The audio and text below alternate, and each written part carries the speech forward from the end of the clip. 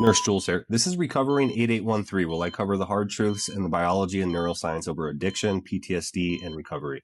Guys, I want you to think about that last time you sat in your car in the driveway before walking in, staring at that steering wheel, completely hollowed out, crying silently because you have to walk through that front door, pretend to your family that everything's okay. Here's the unvarnished truth. If you don't understand how your brain is actively turning against you, you're going to stay trapped in this loop until either your heart gives out, your license burns, or your family leaves you. You can't outrun a biological trap whenever you're the one who keeps feeding it.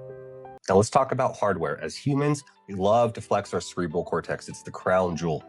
We don't have claws, fur, or the speed of a cheetah, and technically we are very biologically soft. Guys, we're fragile apes, yet we conquered the earth. Why? Because we think we're better? Our cerebral cortex just gave us more. It gave us calculus, it gave us architecture, it gave us electronic health records. But here's a dark joke. Your primitive brain, which is your amygdala, and your brainstem is older, it's bigger, it's faster, and it's wired straight. Guys, we don't work normal jobs where a crisis means an angry email.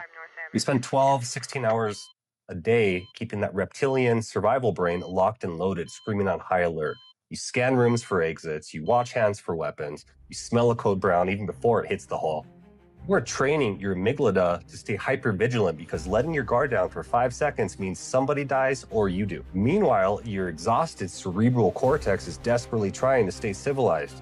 You're charting and calculating drips or smiling at a hostile family member while your subconscious fights this war in the trenches. You are running a marathon with a literal tiger chewing on your leg, convincing yourself it's just a casual jog. Now, what happens when the shift ends? You clock out, you drive home, you expect your nervous system to magically transition into this peaceful domestic life just because you're sitting on the couch? You know this, it doesn't work like that. The line is linear and the bill always comes due. Because you spent 12 hours hammering your primitive brain into survival state. You walk through that front door, your kid drops a toy, your partner drops a fork, your dog barks, and your amygdala treats it like an incoming round. Your adrenaline spikes, your heart rate goes vertical, you snap, or worse, you go completely numb. Because your primitive brain cannot tell the difference between a mortal threat and a dropped plate. You bring the trauma and the hospital or the cruiser home with you. Not because you're weak, just because you've successfully trained your nervous system to stay at war. Your brain has adapted perfectly to an abnormal environment, making it unfit for a normal life. We are all walking around with this million-year-old animal screaming in our skulls, pretending we're fine because we survived another shift. So let me leave you with this. How long do you think you can honestly keep this up before your body decides to destroy you instead?